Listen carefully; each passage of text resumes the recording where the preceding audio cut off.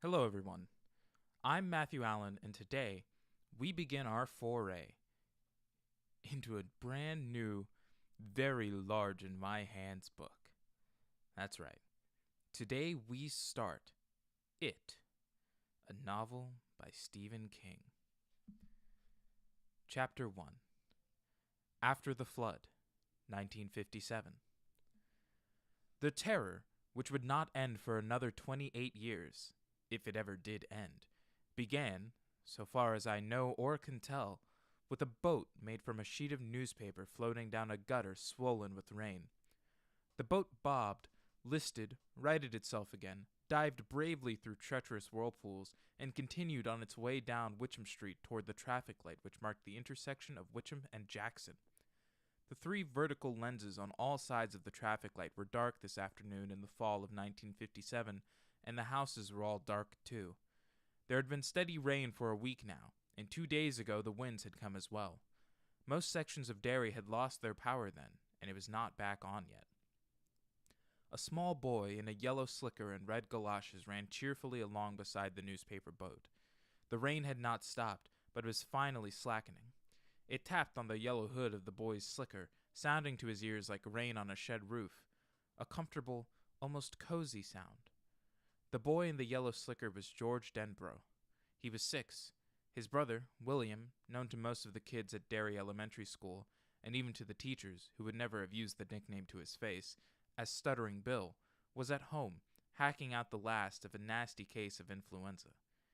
In that autumn of 1957, 8 months before the real horrors began and 28 years before the final showdown, Stuttering Bill was 10 years old. Bill had made the boat beside which George now ran. He had made it sitting up in bed, his back propped against a pile of pillows, while their mother played Fur Elise on the piano in the parlor and rain swept restlessly against his bedroom window. About 3/4 of the way down the block as one headed toward the intersection in the dead traffic light, Witcham Street was blocked to motor traffic by smudge pots and 4 orange sawhorses. Stenciled across each of the horses was Derry Department of Public Works. Beyond them, the rain had spilled out of gutters clogged with branches and rocks and big sticky piles of autumn leaves. The water had first pried fingerholds in the paving and then snatched whole greedy handfuls, all of this by the 3rd day of the rains. By noon of the 4th day, big chunks of the street's surface were boating through the intersection of Jackson and Witcham like miniature whitewater rafts. By that time, many people in Derry had begun to make nervous jokes about arcs. The Public Works Department had managed to keep Jackson Street open, but Witcham was impassable from the sawhorses all the way to the center of town. But everyone agreed, the worst was over. The Kundiskeg stream had crested just below its bank in the barrens and bare inches below the concrete sides of the canal which channeled it tightly as it passed through downtown. Right now, a gang of men, Zach Denborough, George and Bill's father, among them, were removing the sandbags they had thrown up the day before with such panicky haste. Yesterday overflow and expensive flood damage had seemed almost inevitable. God knew it had happened before. The flooding in 1931 had been a disaster which had cost millions of dollars and almost 24 lives. That was a long time ago, but there were still enough people around who remembered it to scare the rest. One of the flood victims had been found 25 miles east in Bucksport. The fish had eaten this unfortunate gentleman's eyes, 3 of his fingers, his penis, and most of his left foot.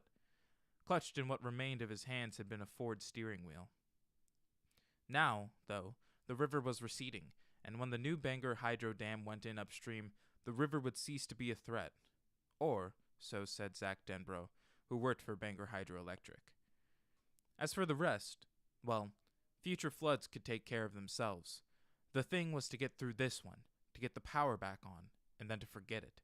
In Derry, such forgetting of tragedy and disaster was almost an art, as Bill Denbrough would come to discover in the course of time. George paused just beyond the sawhorses at the edge of a deep ravine that had been cut through the tar surface of Witcham Street. This ravine ran on an almost exact diagonal. It ended on the far side of the street, roughly 40 feet farther down the hill from where he now stood on the right. He laughed aloud, the sound of solitary, childish glee a bright runner in that gray afternoon, as a vagary of the flowing water took his paper boat into a scale model rapids which had been formed by the break in the tar.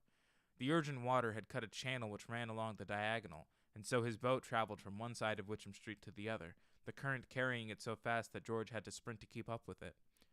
Water sprayed out from beneath his galoshes in muddy sheets.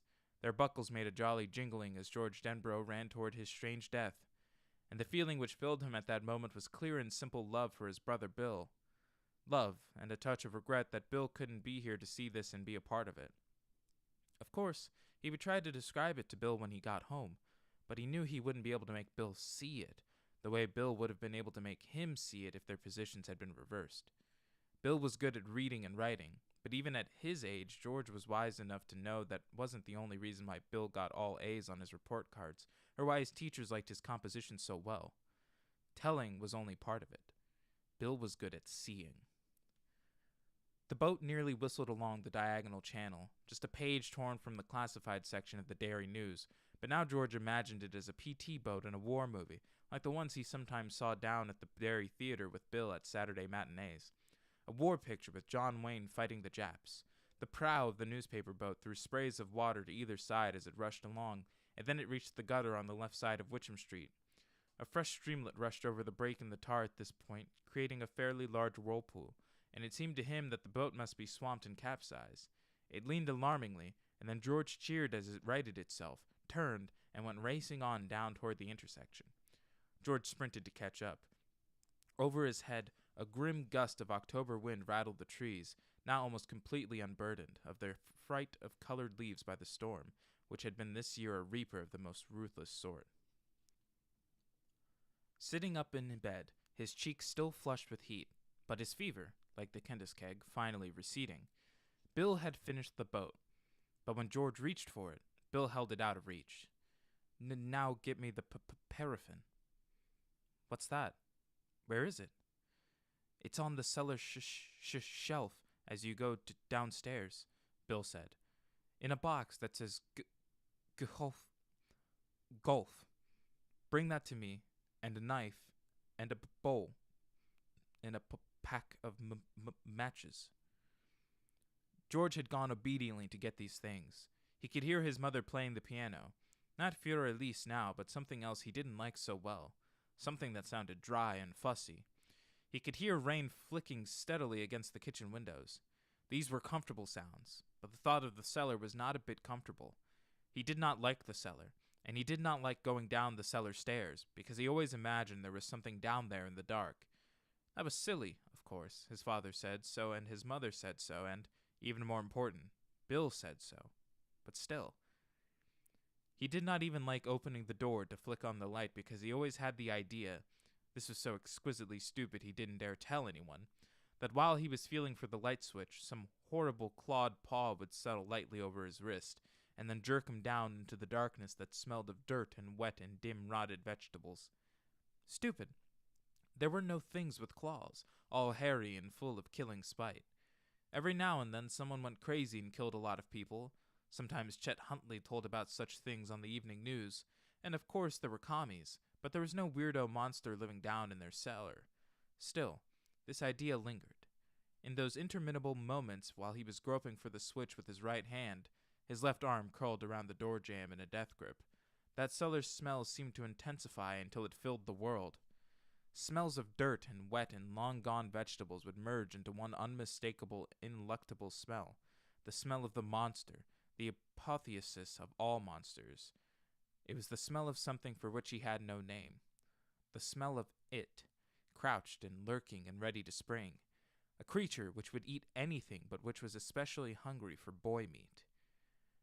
He had opened the door that morning and had groped interminably for the switch, holding the jamb in his usual death grip, his eyes squinched shut, the tip of his tongue poked from the corner of his mouth like an agonized rootlet searching for water in a place of drought.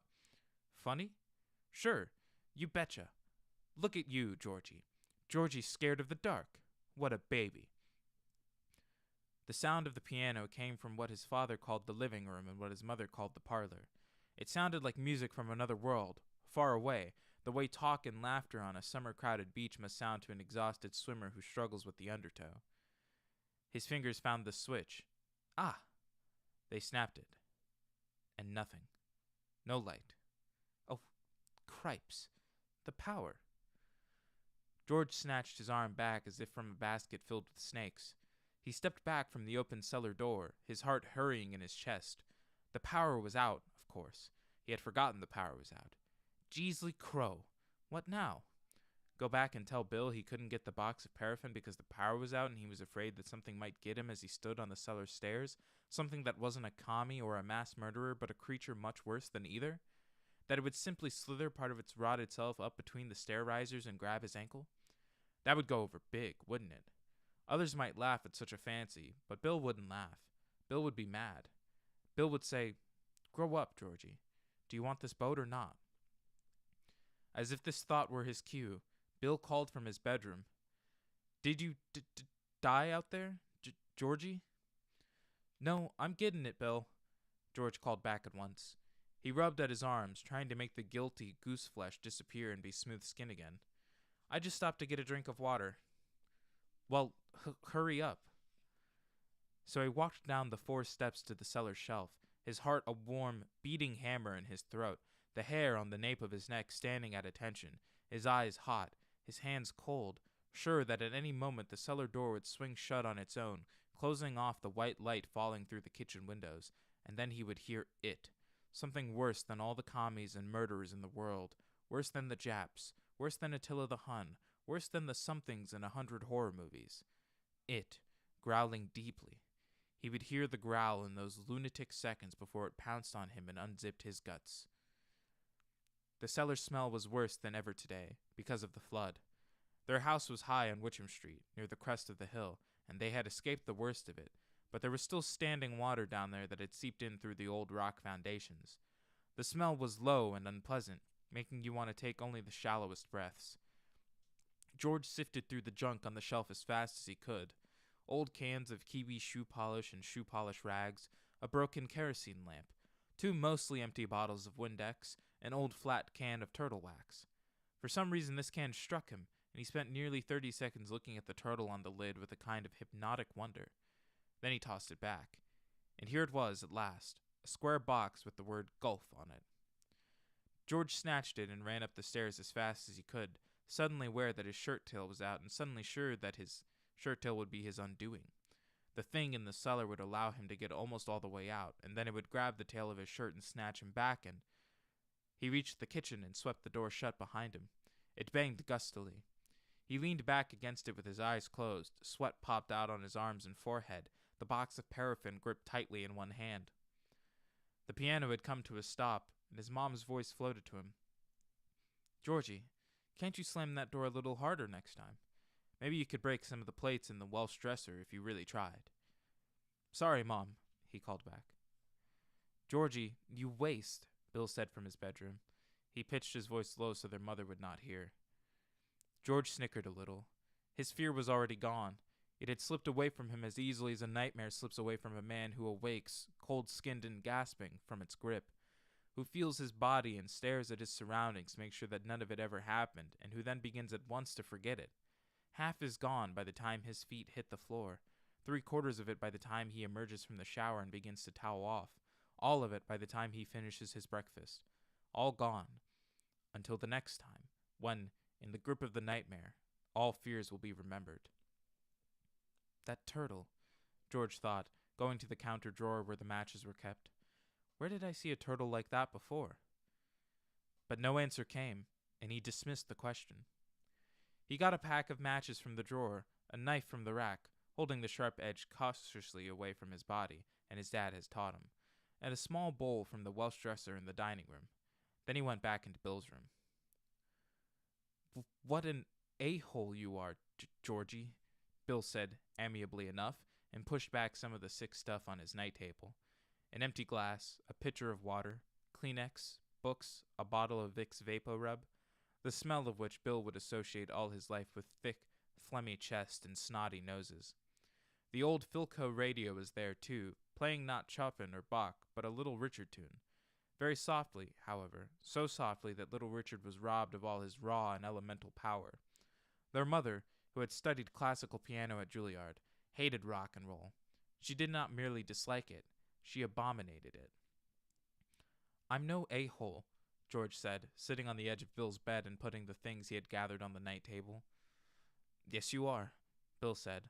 Nothing but a great big brown a-hole. That's you. George tried to imagine a kid who was nothing but a great big a-hole on legs and began to giggle. Your a-hole is bigger than Augusta, Bill said, beginning to giggle too. Your a-hole is bigger than the whole state, George replied. This broke both boys up for nearly 2 minutes. There followed a whispered conversation of the sort which means very little to anyone save small boys. Accusations of who was the biggest a-hole, who had the biggest a-hole, which a-hole was the brownest, and so on. Finally, Bill said one of the forbidden words. He accused George of being a big brown shitty a-hole, and they both got laughing hard. Bill's laughter turned into a coughing fit. As it finally began to taper off, by then Bill's face had gone a plummy shade which George regarded with some alarm. The piano stopped again. They both looked in the direction of the parlor, listening for the piano bench to scrape back, listening for their mother's impatient footsteps. Bill buried his mouth in the crook of his elbow, stifling the last of the coughs, pointing at the pitcher at the same time. George poured him a glass of water, which he drank off. The piano began once more. Fior-Elise again. Stuttering Bill never forgot that piece, and even many years later it never failed to bring gooseflesh to his arms and back. His heart would drop, and he would remember, my mother was playing that the day Georgie died. You gonna cough any more, Bill? No. Bill pulled a Kleenex from the box, made a rumbling sound in his chest, spat phlegm into the tissue, screwed it up, and tossed it into the wastebasket by his bed, which was filled with similar twist of tissues. Then he opened the box of paraffin and dropped a waxy cube of the stuff into his palm. George watched him closely, but without speaking or questioning. Bill didn't like George to talking to him while he did stuff, but George had learned that if he just kept his mouth shut, Bill would usually explain what he was doing. Bill used the knife to cut off a small piece of the paraffin cube. He put the piece in the bowl, then struck a match and put it on top of the paraffin. The two boys watched the small yellow flame as the dying wind drove rain against the window and occasional splatters. Got to waterproof the boat, or it'll just get wet and sink, Bill said. When he was with George, his stutter was light. Sometimes he didn't stutter at all. In school, however, it would become so bad that talking became impossible for him. Communication would cease, and Bill's schoolmates would look somewhere else while Bill clutched the sides of his desk, his face growing almost as red as his hair, his eyes squeezed into slits as he tried to winch some word out of his stubborn throat. Sometimes, most times, the word would come. Other times it simply refused. He had been hit by a car when he was 3 and knocked into the side of a building. He had remained unconscious for 7 hours. Mom said it was that accident which had caused the stutter. George sometimes got the feeling that his dad, and Bill himself, was not so sure. The piece of paraffin in the bowl was almost entirely melted. The match flame guttered lower, growing blue as it hugged the cardboard stick, and then it went out. Bill dipped his finger into the liquid, jerked it out with a faint hiss. He smiled apologetically at George. Hot, he said. After a few seconds, he dipped his finger in again and began to smear the wax along the sides of the boat, where it quickly dried to a milky haze. Can I do some? George asked. Okay.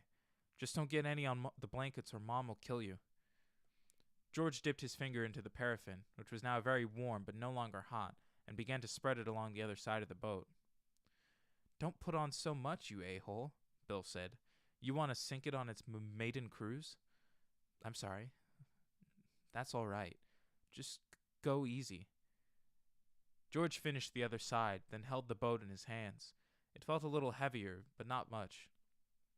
Too cool, he said. I'm going to go out and sail it. Yeah, you do that, Bill said. He suddenly looked tired. Tired and still not very well. I wish you could come, George said. He really did. Bill sometimes got bossy after a while, but he always had the coolest ideas and he hardly ever hit. It's your boat, really. She, Bill said. You call boats she. She, then. I wish I could come too, Bill said glumly. Well, George shifted from one foot to the other, the boat in his hands. You put on your rain stuff, Bill said, or you'll wind up with the flu like me. Probably catch it anyway, from my germs. Thanks, Bill. It's a neat boat. And he did something he hadn't done for a long time, something Bill never forgot. He leaned over and kissed his brother's cheek. You'll catch it for sure now, you a-hole, Bill said, but he seemed cheered up all the same. He smiled at George. Put all this stuff back, too, or Mom will have a bird. Sure. He gathered up the waterproofing equipment and crossed the room, the boat perched precariously on top of the paraffin box, which was sitting askew in the little bowl. Georgie? George turned back to look at his brother. Be careful. Sure. His brow creased a little. That was something your mom said, not your big brother. It was as strange as him giving Bill a kiss. Sure I will. He went out. Bill never saw him again. Now here he was, chasing his boat down the left side of Witcham Street. He was running fast, but the water was running faster and his boat was pulling ahead. He heard a deepening roar and saw that 50 yards farther down the hill the water in the gutter was cascading into a storm drain that was still open. It was a long, dark semicircle cut into the curbing, and as George watched, a striped branch, its bark as dark and glistening as sealskin, shot into the storm drain's maw. It hung up there for a moment and then slipped down inside. That was where his boat was headed. Oh shit and Shinola, he yelled, dismayed. He put on speed, and for a moment, he thought he would catch the boat. Then one of his feet slipped and he went sprawling, skinning one knee and crying out in pain. From his new pavement-level perspective, he watched his boat swing around twice, momentarily caught in another whirlpool, and then disappear. Shit and Shinola, he yelled again, and slammed his fist down on the pavement.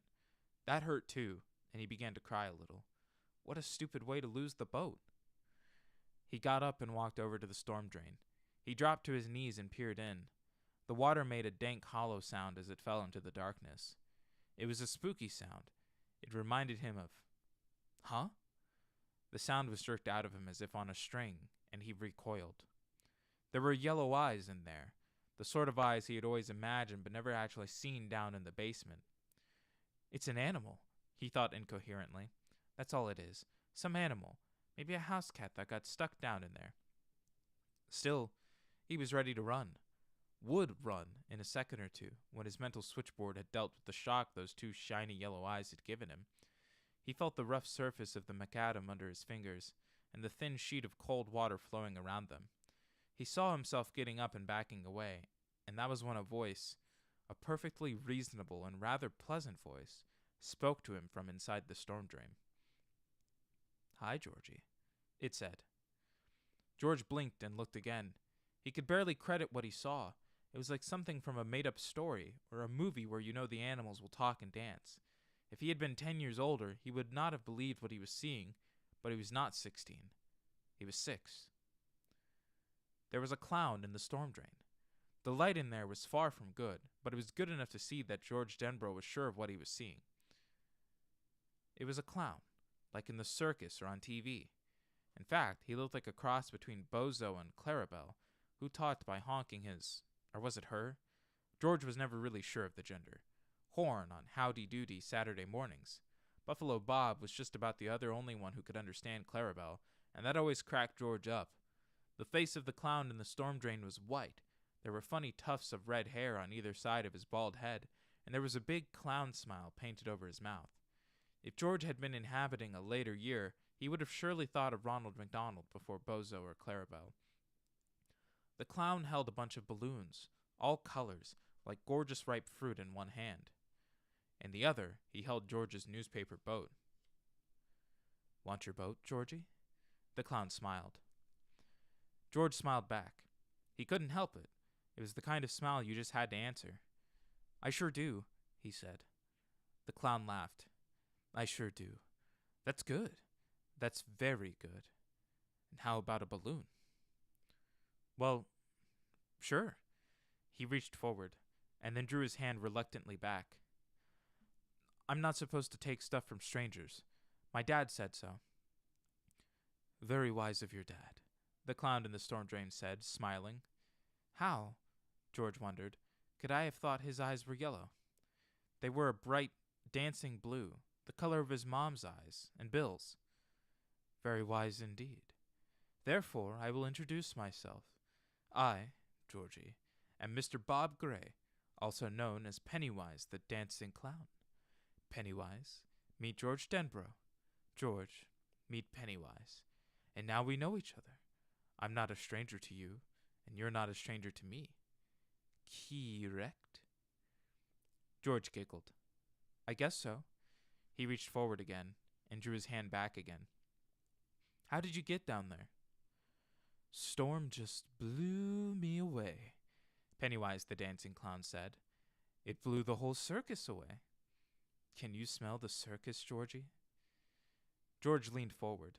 Suddenly he could smell peanuts, hot roasted peanuts, and vinegar, the white kind you put on your French fries through a hole in the cap. He could smell cotton candy and frying doughboys and the faint but thunderous odor of wild animal shit. He could smell the cherry aroma of Midway sawdust, and yet under it all was the smell of flood and decomposing leaves and dark storm-drained shadows. That smell was wet and rotten, the cellar smell. But the other smells were stronger. You bet I can smell it, he said. Want your boat, Georgie? Pennywise asked. I only repeat myself because you really do not seem that eager. He held it up, smiling. He was wearing a baggy silk suit with great big orange buttons. A bright tie, electric blue, flopped down his front, and on his hands were big white gloves, like the kind Mickey Mouse and Donald Duck always wore. Yes, sure, George said, looking into the storm drain. And a balloon. I've got red and green and yellow and blue. Do they float? Float? The clown's grin widened.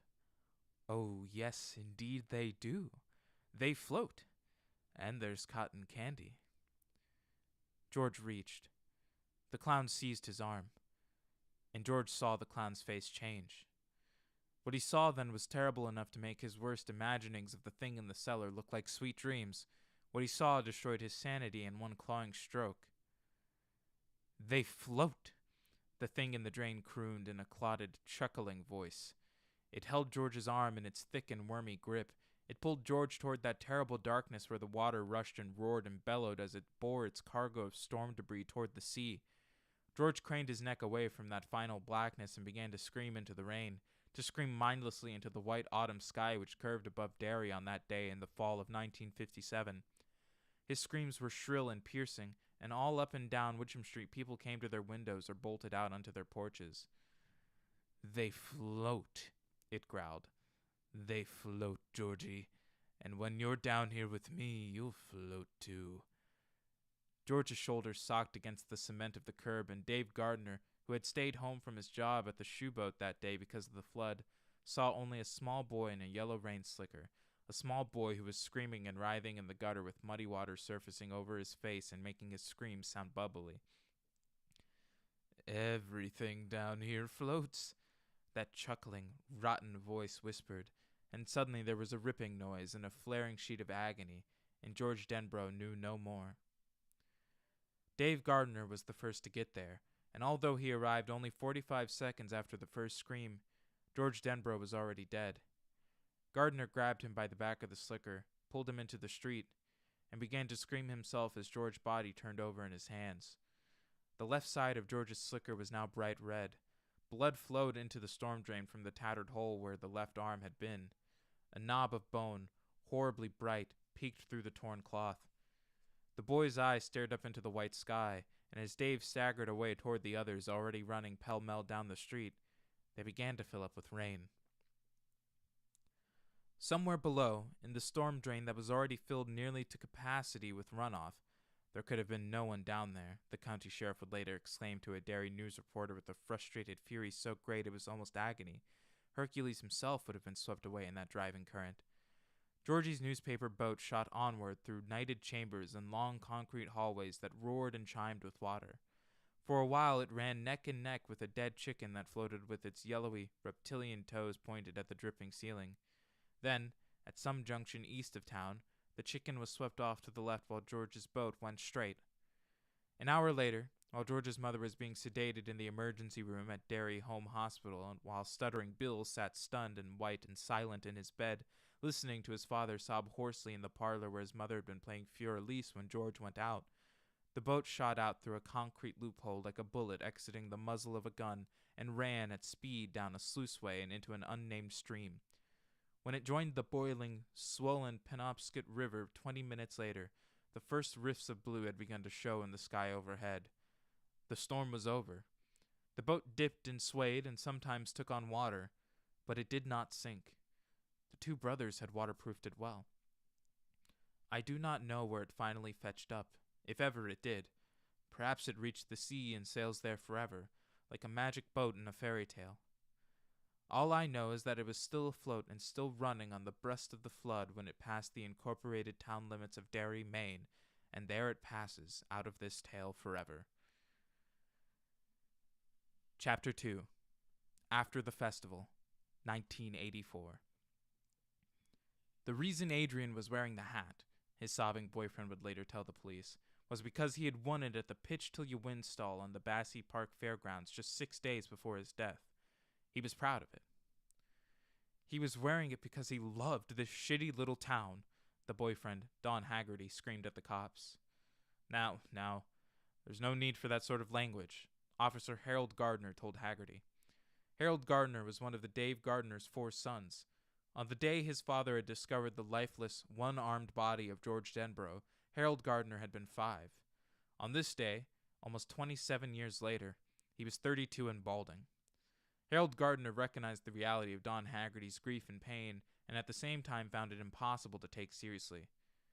This man, if you want to call him a man, was wearing lipstick and satin pants so tight you could almost read the wrinkles in his cock. Grief or no grief, pain or no pain, he was, after all, just a queer, like his friend, the late Adrian Mellon. Let's go through it again, Harold's partner, Jeffrey Reeves, said. The two of you came out of the Falcon and turned toward the canal. Then what? How many times do I have to tell you, idiots? Haggerty was still screaming. They killed him. They pushed him over the side. Just another day in Macho City for them. Don Haggerty began to cry. One more time, Reeves repeated patiently. You came out of the Falcon. Then what? In an interrogation room just down the hall, 2 Derry cops were speaking with Steve Dubé, 17, in the clerk of probate's office upstairs. 2 more were questioning John Webby Garton, 18, and in the chief of police's office on the 5th floor, Chief Andrew Radmacher and Assistant District Attorney Tom Butiller were questioning 15-year-old Christopher Unwin. Unwin, who wore faded jeans, a grease-smeared t-shirt, and blocky engineer boots, was weeping. Radmacher and Butiller had taken him because they had quite accurately assessed him as the weak link in the chain. Let's go through it again, Butiller said in his office just as Jeffrey Reeves was saying the same thing 2 floors down. We didn't mean to kill him, Unwin blubbered. It was the hat. We couldn't believe he was still wearing the hat after what Webby had said the first time. And I guess we wanted to scare him. For what he said? Chief Radmacher interjected. Yes, to John Garton, on the afternoon of the 17th. Yes, to Webby. Unwin burst into fresh tears. But we tried to save him when he saw he was in trouble. At least, me and Stevie Dubé did. We didn't mean to kill him. Come on, Chris, don't shit us, Butiller said. You threw the little queer into the canal. Yes, but... And the 3 of you came in to make a clean breast of things. Chief Radmacher and I appreciate that, don't we, Andy? You bet. It takes a man to own up to what he did, Chris. So don't fuck yourself up by lying now.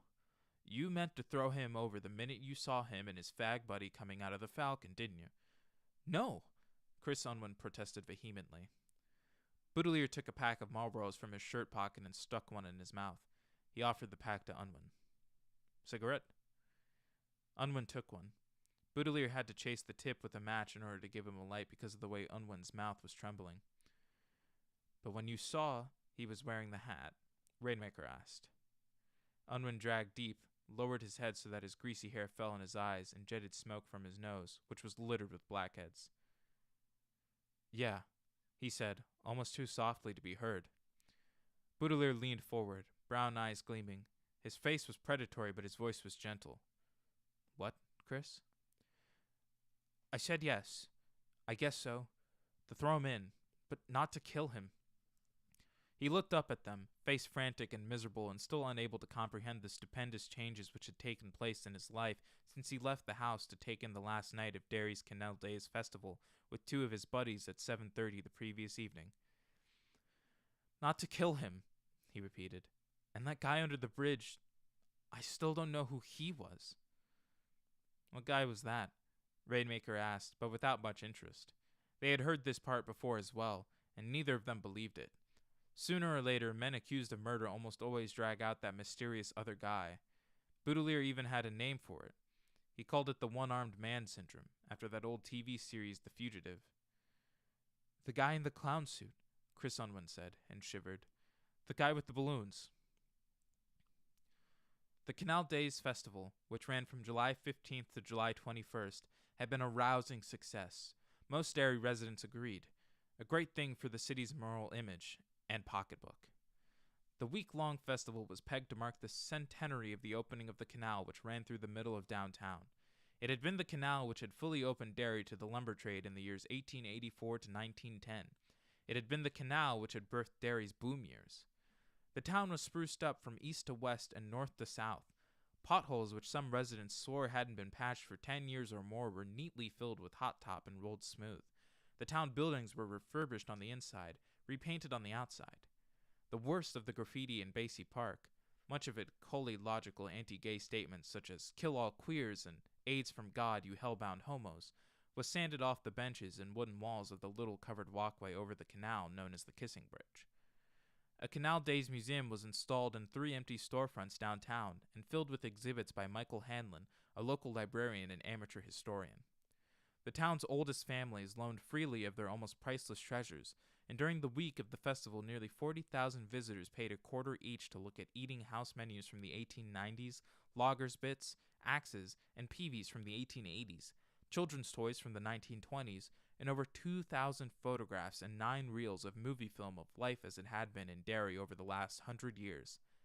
The museum was sponsored by the Derry Ladies' Society, which vetoed some of Hanlon's proposed exhibits, such as the notorious tramp chair from the 1930s, and photographs, such as those of the Bradley gang after the notorious shootout. But all agreed it was a great success, and no one really wanted to see these gory old things anyways. It was so much better to accentuate the positive and eliminate the negative, as the old song said. There was a huge striped refreshment tent in Derry Park, and band concerts there every night. In Basie Park, there was a carnival with rides by Smokey's Greater Shows and games run by local townfolk. A special tram car circled the historic sections of the town every hour on the hour and ended up at this gaudy and amiable money machine. It was here that Adrian Mellon won the hat which would get him killed, the paper top hat, with the flower and the band which said, "I Heart Derry." "I'm tired," John Webby Garton said. Like his 2 friends, he was dressed in unconscious imitation of Bruce Springsteen, although if asked, he would probably call Springsteen a wimp or a fagola and would instead profess admiration for such bitchin' heavy metal groups as Def Leppard, Twisted Sister, or Judas Priest. The sleeves of his plain blue t-shirt were torn off, showing his heavily muscled arms. His thick brown hair fell over one eye. This touch was more John Cougar Mellencamp than Springsteen. There were blue tattoos on his arms, arcane symbols which looked as if they had been drawn by a child. "I don't want to talk no more." "Just tell us about Tuesday afternoon at the fair," Paul Hughes said. Hughes was tired and shocked and dismayed by this whole sordid business. He thought again and again that it was as if Derry Canal Days ended with one final event which everyone had somehow known about, but which no one had quite dared to put down on the daily program of events. If they had, it would have looked like this.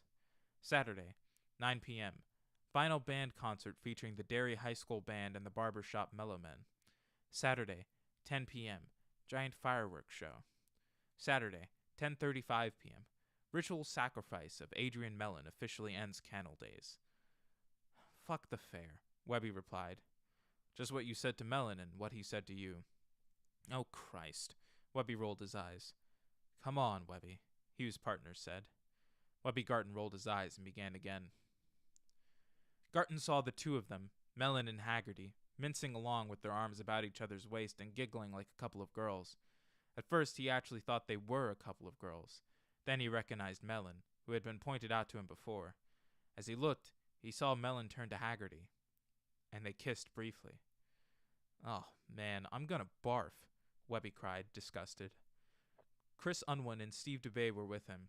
When Webby pointed out Mellon, Steve DeBay said he thought the other fag was named Don somebody, and that he'd picked up a kid from Derry High hitching and then tried to put a few moves on him.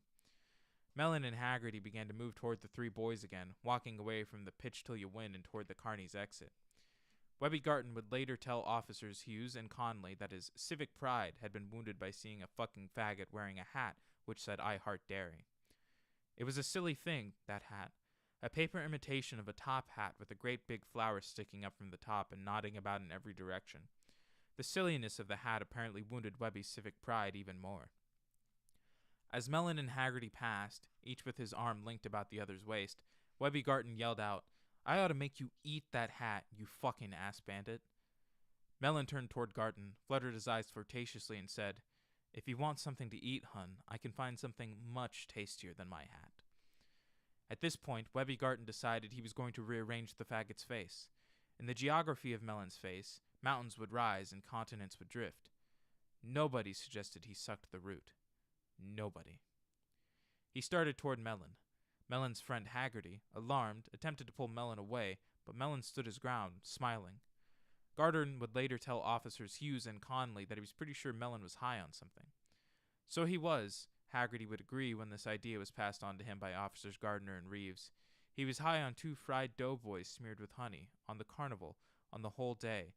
He had been consequently unable to recognize the real menace which Webby Garton presented. "But that was Adrian," Don said, using a tissue to wipe his eyes and smearing the spangled eyeshadow he was wearing. He didn't have much in the way of protective coloration. He was one of those fools who thinks things really are going to turn out all right. He might have been badly hurt there and then if Garton hadn't felt something tap his elbow. It was a nightstick. He turned his head to see Officer Frank Mackin, another member of Derry's finest. "Never mind, little buddy," Mackin told Garton. "Mind your business and leave those little gay boyos alone. Have some fun." "Did you hear what he called me?" Garton asked hotly. He was now joined by Unwin and Dubé. The two of them, smiling trouble, tried to urge Garton on up the midway, but Garton shrugged them away, would have turned on them with his fist if they had persisted. His masculinity had borne an insult which he felt must be avenged. Nobody suggested he sucked the root. Nobody. "I don't believe he called you anything," Mackin replied, "and you spoke to him first, I believe.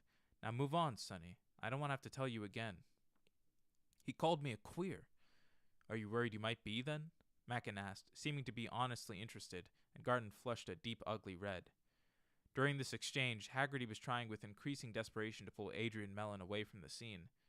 Now, at last, Mellon was going. "Ta-ta, love," Adrian called cheekily over his shoulder.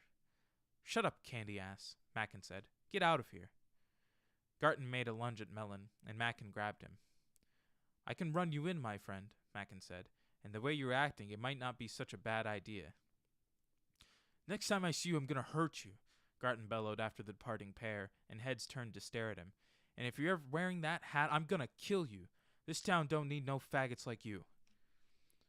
Without turning, Mellon waggled the fingers of his left hand. The nails were painted cerise, and put an extra little wiggle in his walk. Garton lunged again. "One more word and one more move, and in you go," Mackin said mildly. "Trust me, my boy, for I mean exactly what I say." "Come on, Webby," Chris Unwin said uneasily. "Mellow out." "You like guys like that?" Webby asked Mackin, ignoring Chris and Steve completely. "Huh?" "About the bum punchers, I'm neutral," Mackin said. "What I'm really in favor of is peace and quiet, and you are upsetting what I like, Pizza Face. Now do you want to go around with me or what?" "Come on, Webby," Steve DeBay said quietly. "Let's go get some hot dogs." Webby went, straightening his shirt with exaggerated moves and brushing the hair out of his eyes.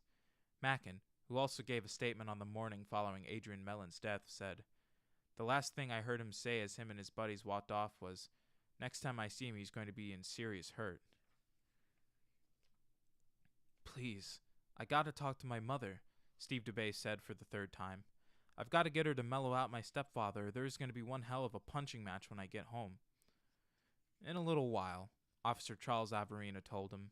Both Averino and his partner, Barney Morrison, knew that Steve Dubé would not be going home tonight and would not for many nights to come.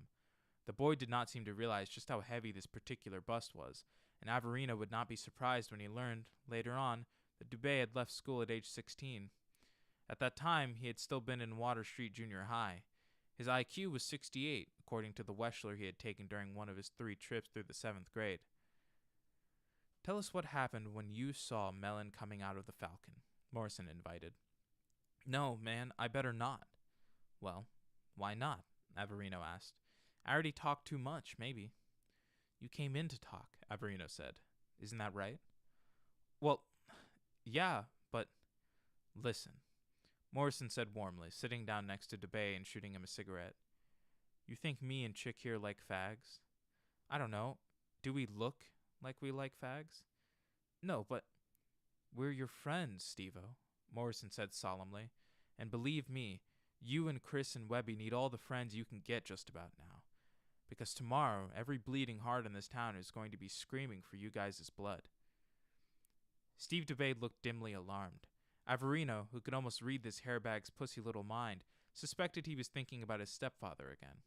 And although Averino had no liking for Derry's small gay community, like every other cop on the force, he would enjoy seeing the Falcon shut up forever. He would have been delighted to drive Dubé home himself. He would, in fact, have been delighted to hold Dubé's arm while Dubé's stepfather beat the creep to oatmeal. Averino did not like gays, but this did not mean he believed they should be tortured and murdered. Mellon had been savaged. When they brought him up from under the canal bridge, his eyes had been open, bulging with terror, and this guy here had absolutely no idea of what he had helped do. "We didn't mean to hurt him," Steve repeated. This was his fallback position when he became even slightly confused. "That's why we want to get out in front of us," Averino said earnestly. "Get the true facts of the matter out in front, and this maybe won't amount to a piss hole in the snow. Isn't that right, Barney?" "As rain," Morrison agreed. "One more time, what do you say?" Averino coaxed. "Well," Steve said, and then slowly began to talk. When the Falcon was opened in 1973, Elmer Curdy thought his clientele would consist mostly of bus riders. The terminal next door serviced 3 different lines: Trailways, Greyhound, and Aroostook County. What he failed to realize was how many of the passengers who ride buses are women or families with small children in tow.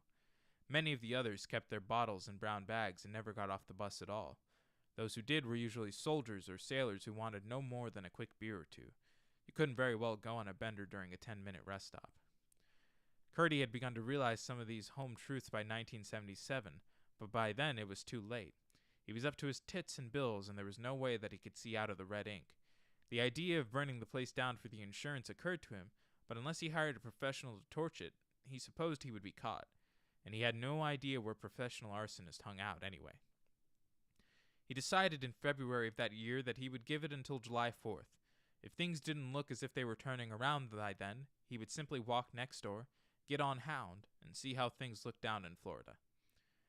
But in the next 5 months, an amazing, quiet sort of prosperity came to the bar, which was painted black and gold inside and decorated with stuffed birds. Elmer Curdy's brother had been an amateur taxidermist who specialized in birds, and Elmer had inherited the stuff when he died. Suddenly, instead of drawing 60 beers and pouring maybe 20 drinks a night, Elmer was drawing 80 beers and pouring 100 drinks, 120, sometimes 160. His clientele was young, polite, almost exclusively male. Many of them dressed outrageously, but those were years when outrageous dress was still almost the norm, and Elmer Curdy did not realize that his patrons were just about almost exclusively gay until 1981 or so. If Derry residents had heard him say this, they would have laughed and said that Elmer Curdy must think they had all been born yesterday. But his claim was perfectly true. Like the man with the cheating wife, he was practically the last to know, and by the time he didn't care. The bar was making money, and while there were 4 other bars in Derry which turned a profit, the Falcon was the only one where rambunctious patrons did not regularly demolish the whole place. There were no women to fight over, for one thing, and these men, fags or not, seemed to have learned a secret of getting along with each other which their heterosexual counterparts did not know. Once he became aware of the sexual preference of his regulars, he seemed to hear lurid stories about the Falcon everywhere. These stories had been circulating for years, but until '81, Curdy simply hadn't heard them. The most enthusiastic tellers of these tales, he came to realize, were men who wouldn't be dragged into the Falcon with a chain fall for fear all the muscles would go out of their wrists or something. Yet they seemed privy to all sorts of information. According to the stories, you can go in there any night and see men close dancing, rubbing their cocks together right out on the dance floor, men French kissing at the bar, men getting blowjobs in the bathrooms. There was supposedly a room out back where you went if you wanted to spend a little time on the Tower of Power. There was a big old fellow in a Nazi uniform back there who kept his arm greased most all the way to the shoulder, and who would be happy to take care of you. In fact, none of these things were true. When folks with a thirst did come in from the bus station for a beer or a highball, they sensed nothing out of the ordinary in the Falcon at all. There were a lot of guys, sure, but that was no different than thousands of working men's bars all across the country. The clientele was gay, but gay was not a synonym for stupid. If they wanted a little outrageousness, they went to Portland. If they wanted a lot of outrageousness, Ramrod-style outrageousness or Peck's Big Boy-style outrageousness, they went down to New York or Boston. Derry was small, Derry was provincial, and Derry's small gay community understood the shadow under which it existed quite well. Don Haggerty had been coming into the Falcon for 2 or 3 years on the night in March of 1984 when he first showed up with Adrian Mellon. Before then, Haggerty had been the sort who plays the field, rarely showing up with the same escort half a dozen times. But by late April it had become obvious even to Elmer Curdy, who cared very little about such things, that Haggerty and Mellon had a steady thing going. Haggerty was a draftsman with an engineering firm in Bangor. Adrian Mellon was a freelance writer who published anywhere and everywhere he could. Airline magazines, confession magazines, regional magazines, Sunday supplements, sex letter magazines. He had been working on a novel, but maybe that wasn't serious. He had been working on it since his 3rd year of college, and that had been 12 years ago. He had come to Derry to write a piece about the canal. He was on assignment from New England Byways, a glossy bi-monthly that was published in Concord. Adrian Mellon had taken the assignment because he could squeeze Byways for 3 weeks' worth of expense money, including a nice room at the Derry townhouse, and gather all the material he needed for the piece in maybe 5 days. During the other 2 weeks, he could gather enough material for maybe 4 other regional pieces. But during that 3-week period, he met Don Haggerty, and instead of going back to Portland when his 3 weeks on the cuff were over, he found himself a small apartment on Kossuth Lane. He lived there for only 6 weeks. Then he moved in with Don Haggerty. That summer, Haggerty told Harold Gardner and Jeff Reeves was the happiest summer of his life. He should have been on the lookout, he said. He should have known that God only puts a rug under guys like him in order to jerk it out from under their feet. The only shadow, he said, was Adrian's extravagantly partisan reaction to Derry. He had a t-shirt which said, "Maine ain't bad, but Derry's great." He had a Derry Tigers high school jacket. And of course there was the hat. He claimed to find the atmosphere vital and creatively invigorating. Perhaps there was something to this. He had taken his languishing novel out of the trunk for the first time in nearly a year. Was he really working on it then? Gardner asked Haggerty, not really caring but wanting to keep Haggerty primed. Yes, he was busting pages. He said it might be a terrible novel, but it was no longer going to be a terrible unfinished novel. He expected to finish it by his birthday, in October. Of course, he didn't know what Derry was really like. He thought he did, but he hadn't been here long enough to get a whiff of the real Derry. I kept trying to tell him, but he wouldn't listen. "And what's Derry really like, Don?" Reeves asked. "It's a lot like a dead strumpet with maggots squirming out of her coos," Don Haggerty said. The 2 cops stared in silent amazement. "It's a bad place," Haggerty said. "It's a sewer. You mean you 2 guys don't know that? You 2 guys have lived here all of your lives and you don't know that?" Neither of them answered. After a little while, Haggerty went on. Until Adrian Mellon entered his life, Don had been planning to leave Derry. He had been there for 3 years, mostly because he had agreed to a long-term lease on an apartment with the world's most fantastic river view, but now the lease was almost up and Don was glad. No more long commute back and forth to Bangor.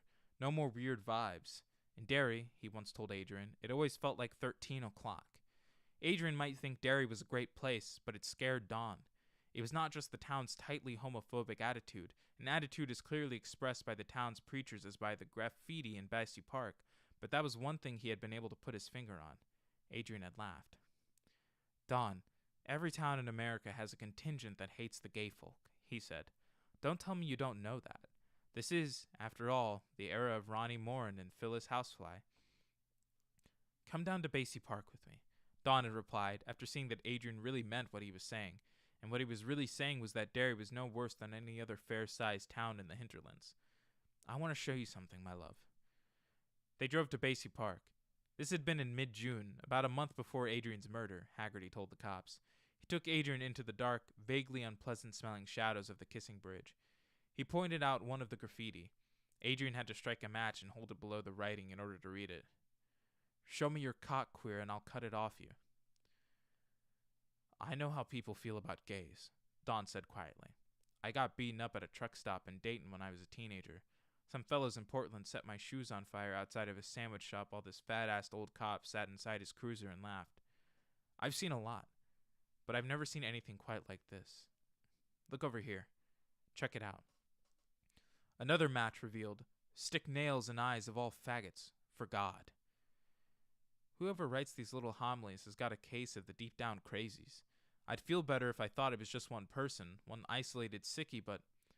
Don swept his arm vaguely down the length of the Kissing Bridge. There's a lot of this stuff, and I just don't think one person did it all. That's why I want to leave Derry, Aid. Too many places and too many people seem to have the deep-down crazies. Well, wait until I finish my novel, okay? Please? October, I promise. No later. The air's better here. He didn't know it was the water he was going to have to watch out for, Don Haggerty said bitterly.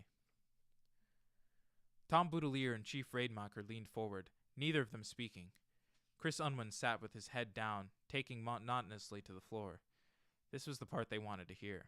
This was the part that was going to send at least two of these assholes to Thomaston. The fare wasn't no good, Unwin said. They was already taking down all the bitchin' rides, you know, like the Devil Dish and the Parachute Drop. They already had a sign on the bumper cars that said closed. Wasn't nothing open but baby rides. So we went down by the games, and Webby saw the pitch till you win, and he paid 50 cents, and he seen that hat the queer was wearing, and he pitched at that, but he kept missing it. And every time he missed, he got more in a bad mood, you know? And Steve, he's the guy who usually goes around saying mellow out, like mellow out this and mellow out that, and why don't you fucking mellow out, you know? Only he was in a real piss-up-a-rope mood because he took this pill, you know? I don't know what kind of pill. A red pill. Maybe it was even legal. But he keeps after Webby until I thought Webby was gonna hit him, you know? He goes, you can't even win that queer's hat. You must be really wasted if you can't even win that queer's hat. So finally, the lady gives him a prize even though the ring wasn't over it, because I think she wanted to get rid of us. I don't know. Maybe she didn't, but I think she did. It was this noisemaker thing, you know? You blow it and it puffs up and unrolls and makes a noise like a fart, you know? I used to have one of those. I got it for Halloween or New Year's or some fucking holiday.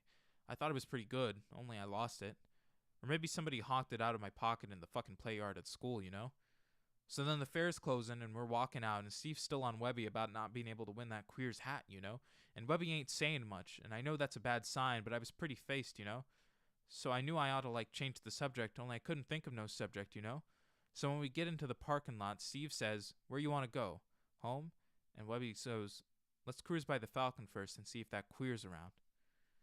Boudelier and Raidmacher exchanged a glance. Boudelier raised a single finger and tapped it against his cheek. Although this doofus in the engineer boots didn't know it, he was now talking about first-degree murder.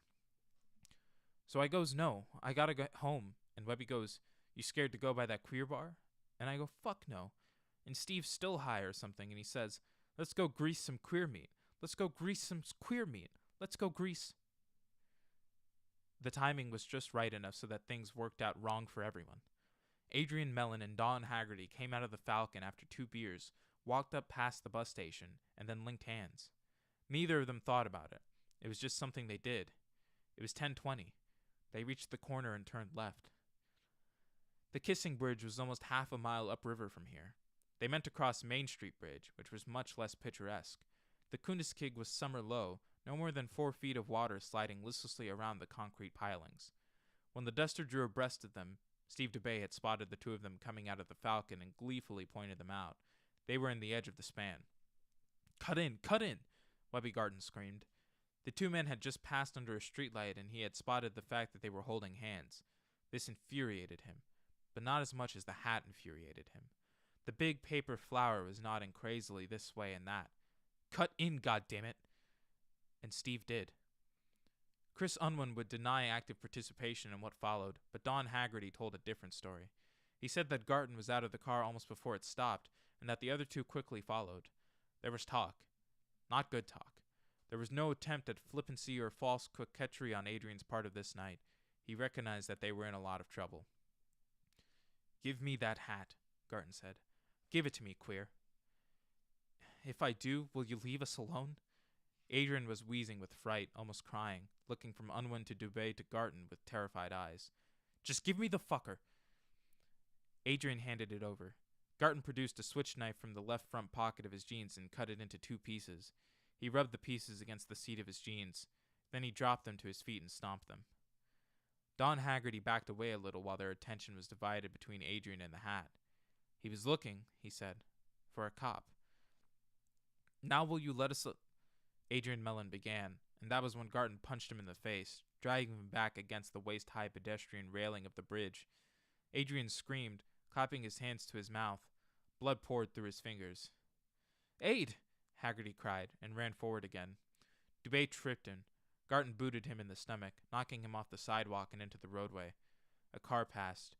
Haggerty rose to his knees and screamed at it. It didn't slow.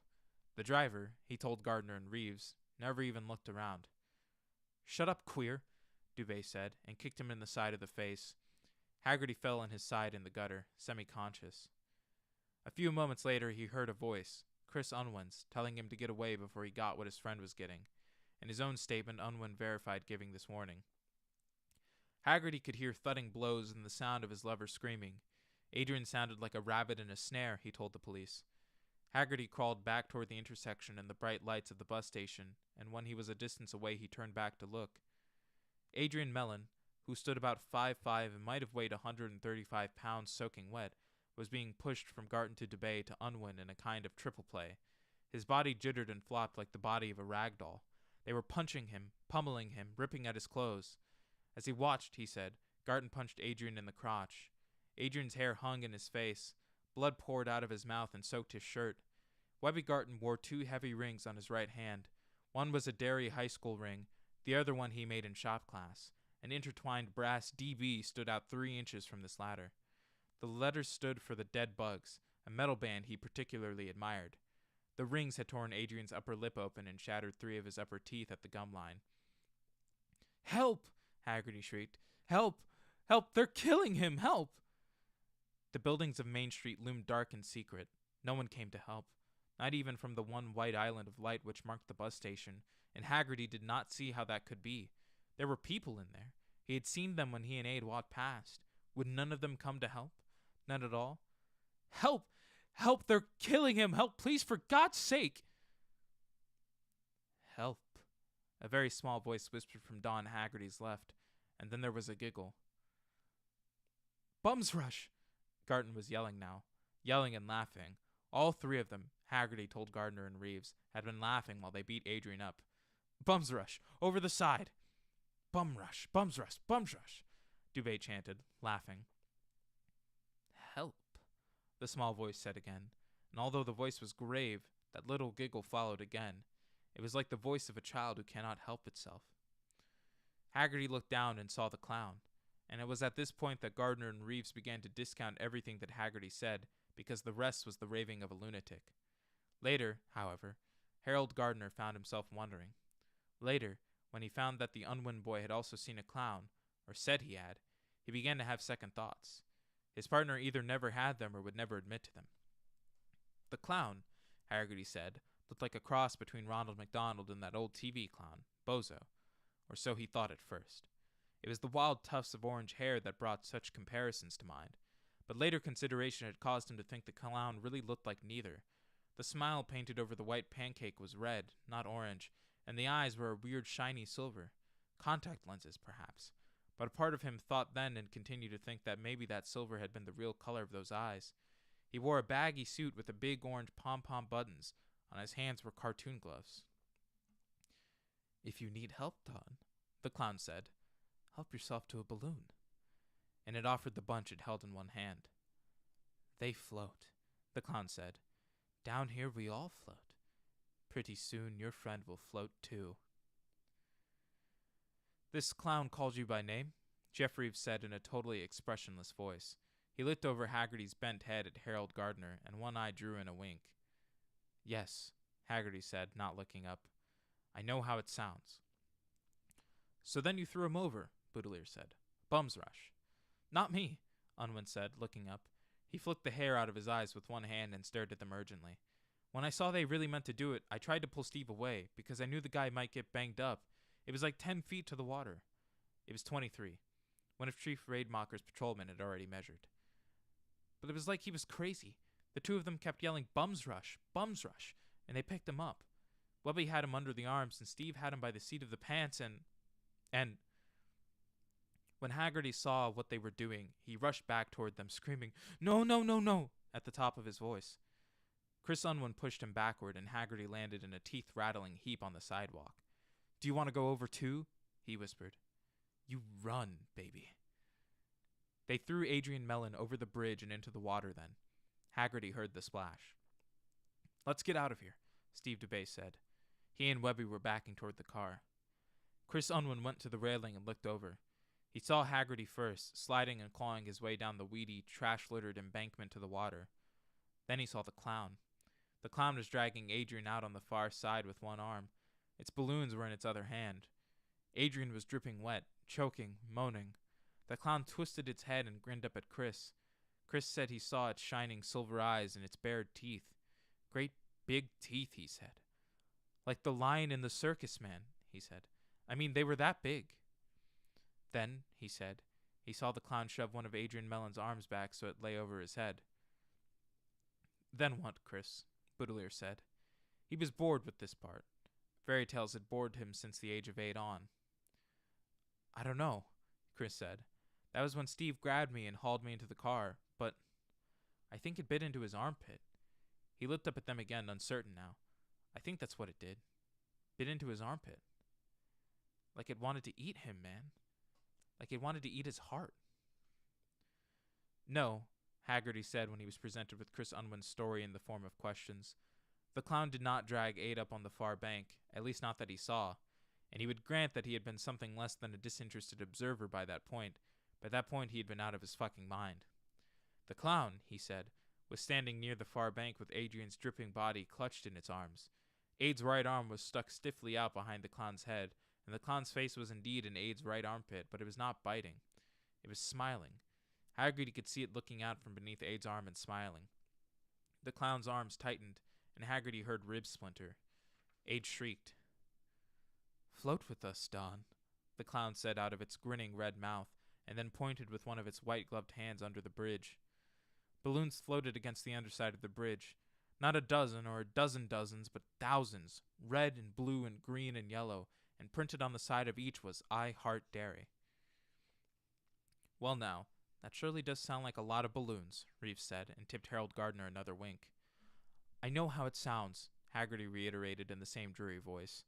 You saw those balloons, Gardner said. Don Haggerty slowly held his hands up in front of his face. I saw them as clearly as I can see my own fingers at this moment. Thousands of them. You couldn't even see the underside of the bridge. There were too many of them. They were rippling a little and sort of bouncing up and down. There was a sound, a funny low squealing noise. That was their sides rubbing together. And strings. There was a forest of white strings hanging down. They looked like white strands of spiderweb. The clown took Aid under there. I could see its suit brushing through those strings. Aid was making awful choking sounds. I started after him, and the clown looked back. I saw its eyes, and all at once I understood who it was. Who was it, Don? Harold Gardner asked softly. It was Derry, Don Haggerty said. It was this town. And what did you do then? It was Reeves. I ran, you dumb shit, Haggerty said, and burst into tears. Harold Gardner kept his peace until November 13th, the day before John Garden and Stephen Dubé were to go on trial in Derry District Court for the murder of Adrian Mellon. Then he went to see Tom Boudelier. He wanted to talk about the clown. Boudelier didn't. But when he saw Gardner might do something stupid without a little guidance, he said, There was no clown, Harold. The only clowns out that night were those 3 kids. You know that as well as I do. We have 2 witnesses. Oh, that's crap. Unwin decided to bring on the one-armed man, as in, we didn't kill the poor little faggot, it was the one-armed man. as soon as he understood he'd really gotten his buns into some hot water this time. Haggerty was hysterical. He stood by and watched those kids murder his best friend. It wouldn't have surprised me if he'd seen flying saucers. But Boudelier knew better. Gardner could see it in his eyes, and the assistant DA's ducking and dodging irritated him. "Come on," he said. "We're talking about independent witnesses here. Don't bullshit me." "Oh, you want to talk bullshit? Are you telling me you believe there was a vampire clown under the Main Street Bridge? Because that's my idea of bullshit." No, not exactly, but... Or that Haggerty saw 1 billion balloons under there, each imprinted with exactly the same thing as what was written on his lover's hat, because that is also my idea of bullshit. No, but... Then why are you bothering me with this? "Stop cross-examining me," Gardner roared. They both described it the same, and neither knew what the other one was saying. Boudelier had been sitting at his desk, playing with a pencil. Now he put the pencil down, got up, and walked over to Harold Gardner. Boudelier was 5 inches shorter, but Gardner retreated a step before the man's anger. "Do you want us to lose this case, Harold?" "No, of course not. Do you want those running sores to walk free?" "No." "Okay. Good. Since we both agree on the basics, I'll tell you exactly what I think. Yes, there was probably a man under the bridge that night. Maybe he was even wearing a clown suit, although I've dealt with enough witnesses to guess maybe it was just a stew bum or a transient wearing a bunch of cast-off clothes. I think he was probably down there scrounging for drop change or road meat, half a burger someone trucked over the side, or maybe the crumbs from the bottom of a Frito bag. Their eyes did the rest, Harold. Now, is that possible?" "I don't know," Harold said. He wanted to be convinced, but given the exact tally of the two descriptions, no, he didn't think it was possible. "Here's the bottom line. I don't care if it was Kinko the Clown or a guy in an Uncle Sam suit on stilts or Hubert the Happy Homo. If we introduce this fellow into the case, their lawyer is going to be on it before you can say Jack Robinson. He's going to say those two little innocent lambs out there with their fresh haircuts and new suits didn't do anything but toss that gay fellow Mellon over the side of the bridge for a joke. He'll point out that Mellon was still alive after he took the fall. They have Haggerty's testimony as well as Unwin's for that. His clients didn't commit murder. Oh no, it was a psycho in a clown suit. If we introduce this, that's going to happen and you know it. Unwin's going to tell that story anyhow. But Haggerty isn't, Boudelier said, because he understands. Without Haggerty, who's going to believe Unwin?" "Well, there's us," Harold Gardner said with a bitterness that surprised even himself. "But I guess we're not telling." "Oh, give me a break," Boudelier roared, throwing up his hands. "They killed him. They didn't just throw him over the side. Garton had a switchblade. Mellon was stabbed 7 times, including once in the left lung and twice in the testicles. The wounds matched the blade. 4 of his ribs were broken. Dubé did that, bear-hugging him. He was bitten, all right. There were bites on his arms, his left cheek, his neck. I think that was Unwin and Garton, although we've only got one clear match, and that one's probably not clear enough to stand up in court. And so, all right, there was a big chunk of meat gone from his right armpit. So what? One of them really liked to bite. Probably even got himself a pretty good bone on while he was doing it. I'm betting Garton, although we'll never prove it. And Mellon's earlobe was gone." Boudelier stopped, glaring at Harold. "If we let in this clown story, we'll never bring it home to them. Do you want that?" "No, I told you." "The guy was a fruit, but he wasn't hurting anyone," Boudelier said. "So hi-ho the Derry-o, along come these 3 pussholes in their engineer boots, and they steal his life. I'm going to put them in the slam, my friend. And if I hear they got their puckery little assholes cored down there at Thomaston, I'm going to send them cards saying I hope whoever did it had AIDS." Very fiery, Gardner thought, and the convictions will also look very good on your record when you run for the top spot in 2 years. But he left without saying more, because he also wanted to see them put away. John Weber Garton was convicted of first-degree manslaughter and sentenced to 10 to 20 years in Thomaston State Prison. Stephen Bischoff Dubé was convicted of first-degree manslaughter and sentenced to 15 years in Shawshank State Prison. Christopher Philip Unwin was tried separately as a juvenile and convicted of second-degree manslaughter. He was sentenced to 6 months at the South Wyndham Boys Training Facility, sentence suspended. At the time of this writing, all 3 sentences are under appeal. Garton and Dubé may be seen on any given day girl-watching or playing penny pitch in Basie Park, not far from where Mellon's torn body was found floating against one of the pilings of the Main Street Bridge. Don Haggerty and Chris Unwin have left town. At the major trial, that of Garton and Dubé, no one mentioned a clown. And that is where we will leave off for today. Thank you all so much for joining me for the start of It.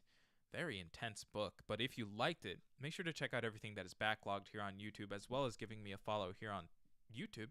That way you can check out all my content. You should also check out everything that is in the Linktree link down in the descriptions, because there's a whole lot of stuff that I do and a whole lot of stuff that I make, and you should check it all out. We will be back next week with some more Prisoner of Azkaban, but until then, I've been Matthew Allen. This has been the start of It, and I will see you all next week.